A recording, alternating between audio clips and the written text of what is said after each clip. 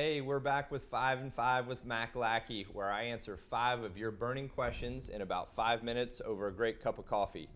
So today, I'm just back from a Mastermind event out in Utah. It was an awesome event. I had the opportunity to speak to a great group of entrepreneurs from around the world, and I got a few live questions at the event that I thought I would share with you and read those here aloud.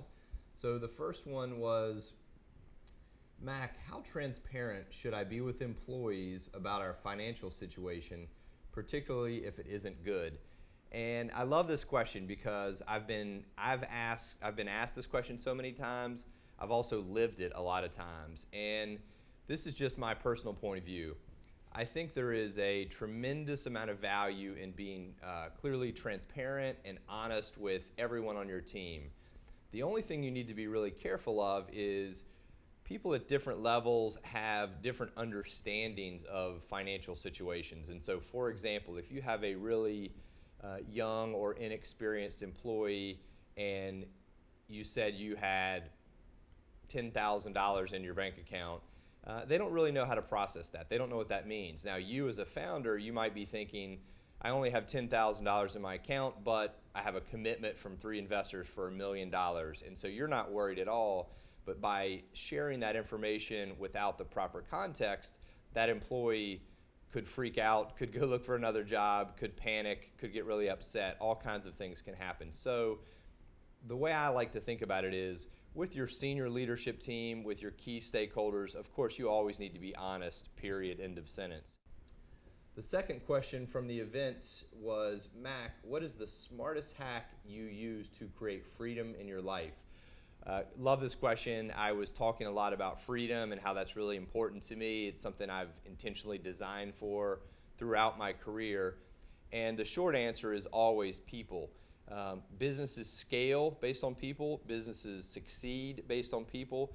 You get freedom based on people. So the better you have talent, the better people you have in your organization, the more freedom you can have, because effectively they can run the company in your absence.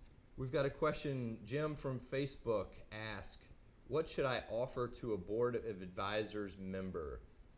Okay, so I've talked before about the difference between board of advisors and board of directors. Really, really important that you understand the difference. So you can go back and look at my blogs and site. I can put a link to those below where I talk about the fiduciary duty associated with board of directors. But the question here is around board of advisors. So I am a huge fan of leveraging a board of advisors. I think it is a way to gain expertise for your company, particularly in areas that you're not strong. So if you're a little bit weaker in the technology side, bringing in a former chief technology officer on your board of advisors is a great move, as an example. And the way I like to think about it is, a board of advisors member, it's essentially a contract between the company and this individual with shared expectations. So what you want to do as a founder is set a very clear agreement with a set of expectations, what you're looking for from the advisor, whether that's monthly meetings, weekly calls, participation in physical meetings, or it's just available as needed.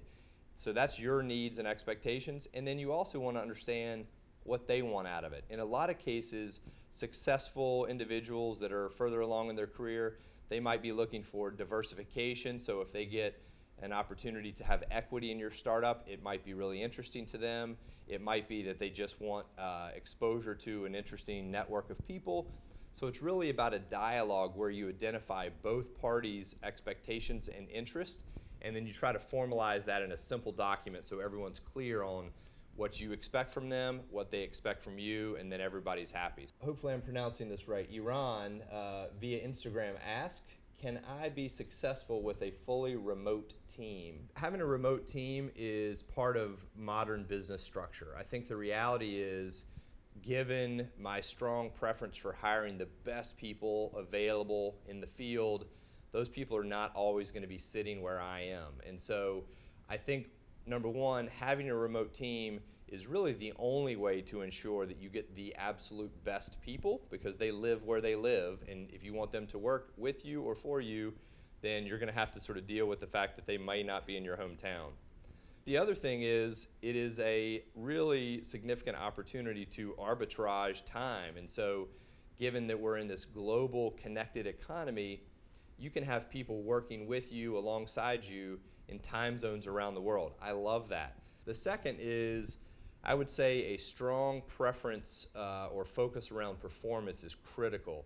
And what I mean by that is, it's hard to measure someone's work ethic or work time or work schedule when they're remote. You're not sitting there watching them, and you really don't want to. What you want is output. You want performance. And so if you have very clear expectations around their performance, what you need from them, what you want from them, then you can measure performance. And that's how you know if you're getting a good output from someone remote. Last question, LinkedIn question from John. How much time should I allocate to prepare my company for exit? You know, I'm a serial exit entrepreneur, so I've had 6 exits myself, and each situation was a little bit unique, but I feel very strongly, I have created an entire program called Exit DNA around the idea that you need to be intentional and proactive about creating an exit. I always say companies are not bought, they're sold. And what that means is that you as a founder or as an executive really have to take that exit on as one of your primary tasks. Okay, that's it, 5 and 5 with Mac Lackey. We're gonna put some links in the show notes below, some of the things that we talked about today. But be sure, if you have a burning question, that you're posting it on social media so I can try to answer it for you. You can find me across all the socials at Mac Lackey, or you can go to my website, maclackey.com, and I'll do my best to answer your questions.